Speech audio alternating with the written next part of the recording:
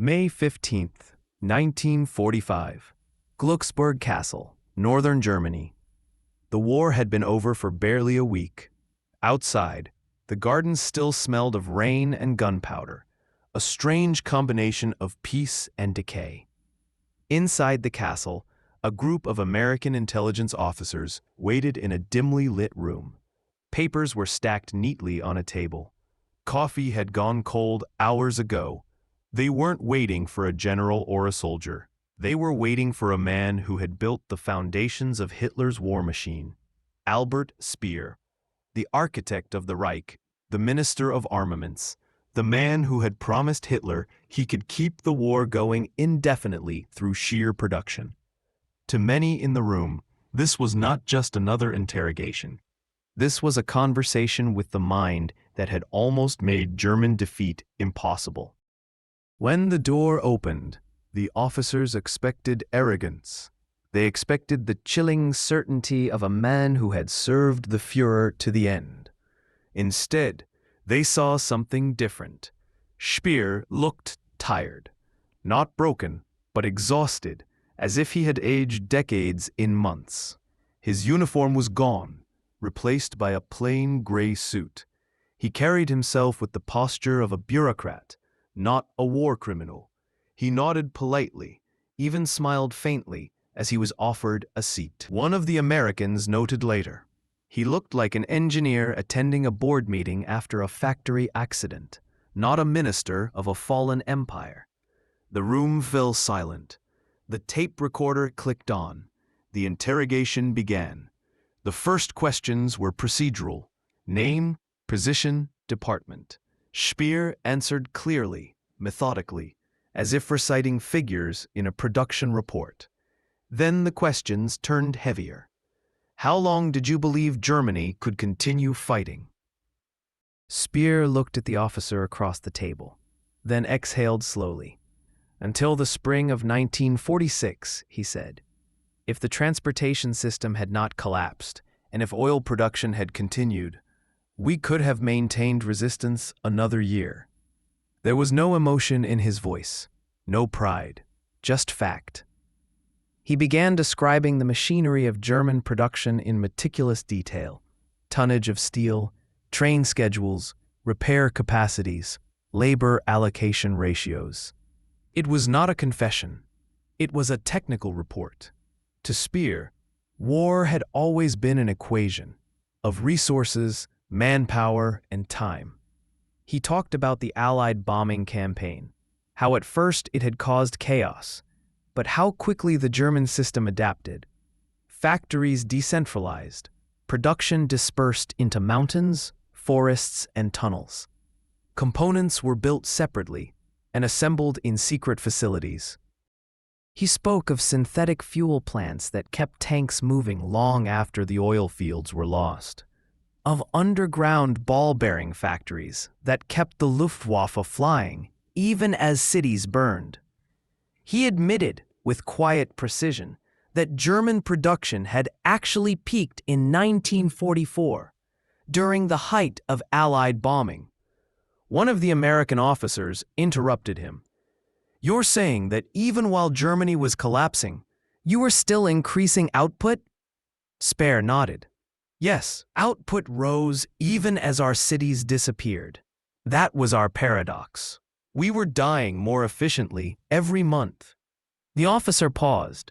"And did you know it was over?" "Yes," Speer said softly. "I knew by 1943. The math no longer worked. But I kept producing because stopping would have meant the collapse of the state. And perhaps," he hesitated, "perhaps I did not want to be the one who admitted defeat." For a moment, no one spoke. Outside, thunder rolled over the Baltic Sea. This was the moment the Americans realized they were not speaking to a fanatic. They were speaking to a man who had built the modern war machine like an engineer builds a bridge. Logical, functional, and entirely divorced from morality. Over the next hours, the conversation shifted from weapons to philosophy. Speer was asked about the V2 program, the slave labor at Mittelbau Dora. the millions who died building the rockets that fell on London. He did not deny it. He said, "It was not my department," but then added, "though perhaps that was my defense, to pretend departments were walls that separated guilt." One officer wrote in his report that evening, "He is intelligent, articulate, and terrifyingly normal. He speaks of genocide like a statistic and of production like an art." By midnight, Speer was escorted to his quarters. The Americans stayed behind, silent. One finally said, "We bombed his cities, and he built more weapons. We destroyed his railways, and he built new ones. Maybe we won the war not because we were stronger, but because their genius served the wrong cause." In the following weeks, more interrogations followed. The Americans wanted numbers, flowcharts, and diagrams. They wanted to know how a nation under siege had continued manufacturing tanks, guns, and aircraft as if nothing had changed. Speer provided everything, willingly. His mind was a map of industrial warfare. He described how Germany compensated for every loss with precision engineering. When the Luftwaffe lost pilots, they shortened training programs. When the oil ran out, they built synthetic refineries. When factories were bombed, they split production into hundreds of hidden sites. It was efficiency born from desperation, and it worked for a time. The Americans compared Speer's data with their own. The contrast was staggering. The U.S. had won not just because of numbers, but because of logistics. The invisible arteries that moved food, fuel, and ammunition from factories to front lines.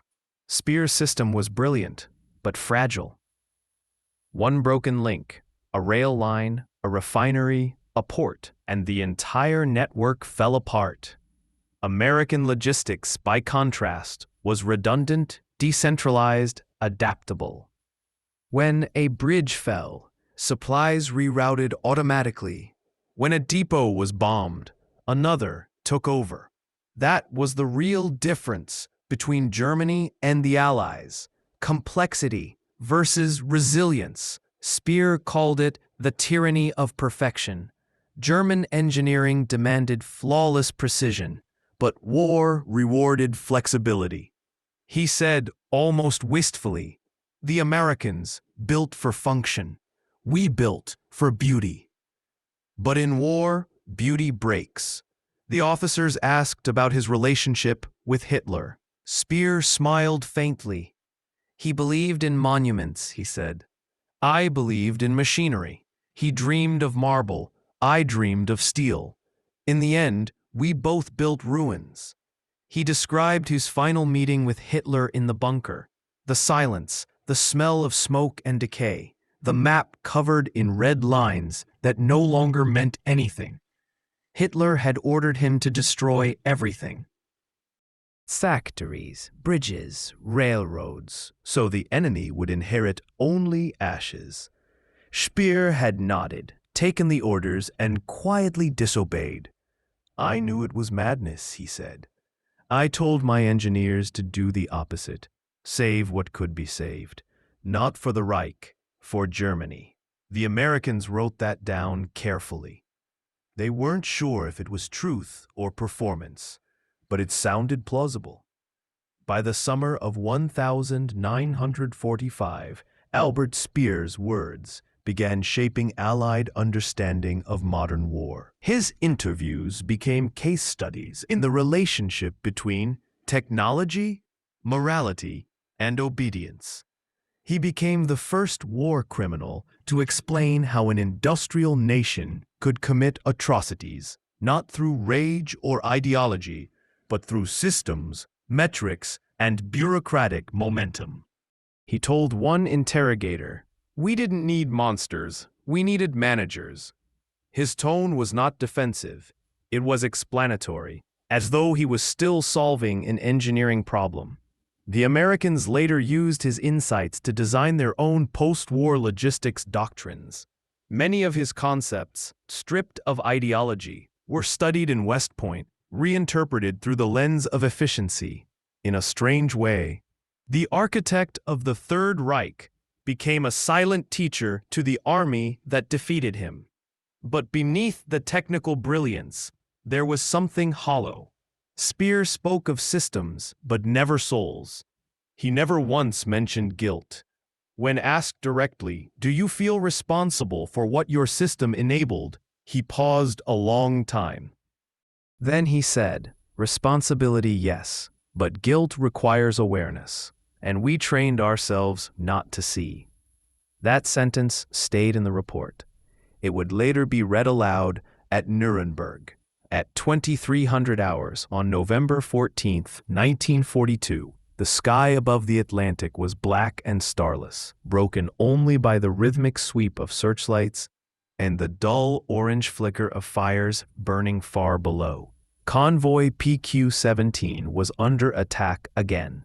The cold was absolute, the kind of cold that turned breath into glass and steel into ice.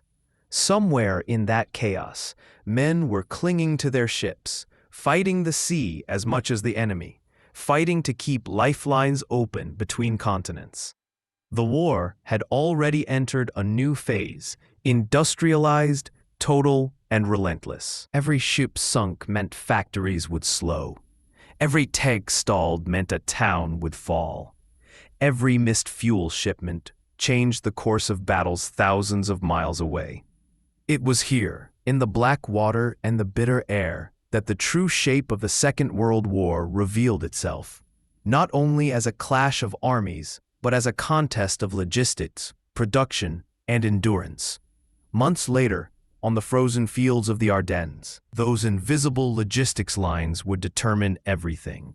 By December 1944, Germany was desperate enough to gamble everything on one final offensive, a strike through the forests of Belgium, designed to split the Allied front, capture Antwerp, and force a negotiated peace. Hitler called it the Ardennes Offensive. His generals called it Walk am Rhein. The soldiers who fought it would remember it as the Battle of the Bulge. Among those soldiers was Sepp Dietrich, commander of the 6th Panzer Army. He was a veteran of the early victories, Poland, France, the Balkans, where speed and surprise had crushed the enemy in days. But in the winter of 1944, nothing was fast anymore. The roads were ice, the skies were gray, the panzers, once the symbol of unstoppable movement, crawled forward like wounded animals. Before the offensive began, Dietrich made a bitter joke. "We call ourselves the 6th Panzer Army," he said, "because we have only 6 panzers left." His officers laughed, but no one found it funny. The remark was gallows humor, born from the exhaustion of men who knew they were being asked to perform the impossible. The plan itself was madness. The 6th Panzer Army was expected to break through American lines, cross the Meuse River, and capture Antwerp, more than 140 miles away. On fuel that would barely last 90, even if every tank moved perfectly, even if every unit captured its objectives on schedule, the operation's success depended on seizing Allied fuel depots along the way. The entire offensive was built on the assumption that luck and speed could replace logistics. Dietrich was no strategist. Hermann Göring once said of him, "He is decent, but stupid." He could command a division. Hitler gave him an army. When the attack began on December 16, 1944, the Germans achieved tactical surprise. The American front collapsed in places. Roads clogged with retreating vehicles and fleeing civilians. Snow fell so thick that Allied aircraft were grounded. For a brief moment, the impossible seemed within reach. But the deeper the Germans advanced, the more their fuel gauges dropped. Convoys stalled on frozen roads. Tanks were abandoned by the dozens, engines dry. By Christmas, entire units were walking instead of driving. The Americans, initially shocked, adapted fast. Fuel depots were evacuated, bridges destroyed, and engineers rerouted supplies to the threatened sectors. Within days, the Allies were moving reinforcements faster than the Germans could advance. The reason wasn't courage or even tactics. It was logistics. The American supply system in Europe had become the most efficient in military history. 5 years of continuous development had created a machine that could deliver fuel, ammunition, food, and replacements across an entire continent with mathematical precision. Trucks rolled night and day, forming what soldiers called the Red Ball Express. Standardized parts meant repairs were immediate. Modular packaging meant supplies could be transferred directly from ships to front lines without sorting. It was not elegant. It was not beautiful, but it worked. German logistics, by contrast, was already disintegrating. Allied bombing had crippled rail networks. Synthetic fuel plants lay in ruins. The desperate improvisations that had once symbolized German ingenuity were now signs of collapse. By late December, Dietrich's 6th Panzer Army had ceased to function as an army. It was a collection of hungry, frozen men trying to move west on fumes. One of those men was Joachim Peiper, commander of Kampfgruppe Peiper, an elite Waffen-SS armored formation spearheading the advance. His task was to drive straight for the Meuse River. His column stretched for miles, tanks, half-tracks, trucks, and prisoners trudging through snow. The men believed they were leading Germany's last hope. They didn't know that hope would die for lack of gasoline. April 1945. Germany was finished. The Reich lay in ruins, and its soldiers were surrendering in tens of thousands. In a temporary interrogation center near Wiesbaden, American officers sat across from Joachim Peiper himself. The war was over. The man who had once led armored columns through the Ardennes now sat quietly, his black uniform replaced by gray wool, his face lean but composed. The interrogators wanted details, not about ideology, but about logistics. How had his unit moved? When had they run out of fuel? Which depots had they captured? Peiper answered with military precision. At Billingen, his men had found 50,000 gallons of American gasoline, enough to reach Stavelot. But when they arrived, there was no large depot, no central supply, just scattered fuel dumps along the road, quickly burned or hidden by retreating troops. He pressed on toward Staumont, his tanks nearly empty. An American officer leaned forward. "You passed within 300 yards of a depot containing over 3 million gallons, he said.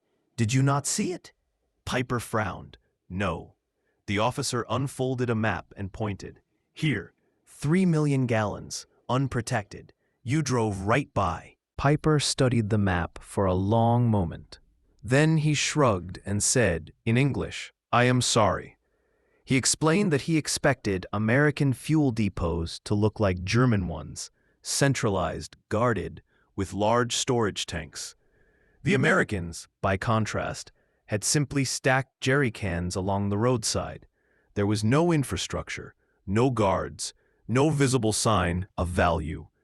Peiper had driven past abundance because he was looking for order. That small mistake changed the course of the battle. Had he found the depot, he could have refueled his tanks multiple times. He could have crossed the Meuse, perhaps even reached the outskirts of Antwerp. The offensive might still have failed, but it would have lasted longer, cost more lives, and reshaped the timing of Germany's collapse. Instead, his column ran dry at Staumont. Tanks were abandoned. Soldiers set out on foot through snow and forest, leaving behind their machines, their wounded, and their dreams. When asked later whether he regretted missing the depot, Piper simply said, "No, it was a mistake. In war, mistakes happen." To him, it was just another tactical error. But to history, it symbolized something greater: the fatal rigidity of German thinking, the triumph of adaptability over perfection. American logistics was not elegant, but it was alive. It thrived on redundancy, flexibility, and sheer volume. If a convoy was lost, another took its place. If a depot burned, a new one appeared the next day. German logistics, by contrast, was brittle. Every supply line was critical, every link irreplaceable. Once the chain broke, nothing could move. By January 1945, the difference was absolute. German units starved, while American units were overstocked. German soldiers scavenged food from civilians. American soldiers received hot meals from mobile kitchens. German wounded lay untreated for lack of morphine. American wounded were flown to fully equipped hospitals. The contrast was so complete that even captured Germans noticed it immediately. Prisoners gained weight in captivity. One later joked, "When I was captured, I weighed 128 pounds. After 2 years as a prisoner, I weighed 185. I got so fat, you could not see my eyes." That joke carried a grim truth. The American system could feed its enemies better than Germany could feed its own army. When Germany surrendered in May 1945, its soldiers were starving, its vehicles empty, its factories rubble. The infrastructure that had once supported the Blitzkrieg was gone. The railways were cratered, bridges collapsed, and fuel plants silent. Meanwhile, American factories were still producing ships, tanks, aircraft, rations. The war had not exhausted America. It had refined it. The most revealing artifact of that victory was not a tank or a bomb, but a box, the K ration, a small cardboard package containing 3 meals, 2,830 calories, chocolate, cigarettes, even chewing gum. To a hungry German soldier, it was food. But in reality, it was proof of industrial might, transportation efficiency, and economic power. In 1944 alone, the United States produced 105 million K rations. Every one of them traveled from a factory in America to a battlefield thousands of miles away, through ports, ships, trains, and trucks. Each box represented a system so vast that it could feed armies across multiple continents simultaneously.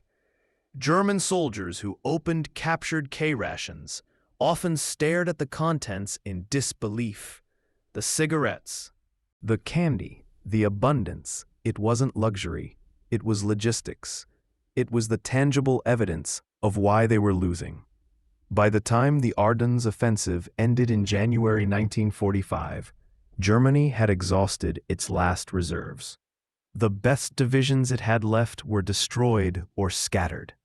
The offensive delayed defeat by only a few weeks, but it proved beyond doubt that courage and tactics could not replace logistics. America had built a machine that could not be stopped, not by weather, not by bombs, not by desperation. It was war as an industrial process. When the last German unit surrendered, they did so not because they lacked bravery, but because they lacked everything else: food, fuel, ammunition, and hope. In the end, wars are won not only by who fights hardest, but by who can keep fighting longest. If you've stayed with this story until now, you've seen that behind every battle and every weapon lies the same truth. Logistics wins wars. It wasn't just tanks and planes that brought victory. It was the systems, the networks, the quiet, unseen effort of millions who built, moved, repaired, and delivered. If you want to see how that same story played out in other forgotten corners of the war, How strategy, industry, and human endurance shaped history, there's more waiting for you. Stay with us for the next documentary, where we explore how entire cities became weapons, how engineers turned desperation into innovation, and how the machinery of war transformed the modern world. Subscribe if you haven't already. It helps us keep these stories alive, detailed, and real. And if you want to understand World War II not just as battles and heroes, but as the most complex human system ever built, click one of the videos on your screen right now. Because history doesn't end here. It just waits to be rediscovered. And that is the story of how an entire war could turn not on bravery or brilliance, but on fuel, food, and the ability to keep moving when everything else stopped. The Battle of the Bulge wasn't just the last German offensive. It was the moment when logistics, not tactics, decided the future of the world. If this story gave you a deeper look into how World War II was really fought behind the front lines, in the cold, through the chaos, make sure to subscribe and stay with us. Every week, we uncover another hidden chapter from the war that shaped our modern age. And if you're ready to keep going right now, click one of the videos on your screen. You can dive deeper into the rise and fall of the German war machine, or explore how small moments of luck and logistics changed the fate of millions. Thanks for watching. This is more than history. It's the story of how the modern world was built, one decision, one convoy, and one battle at a time.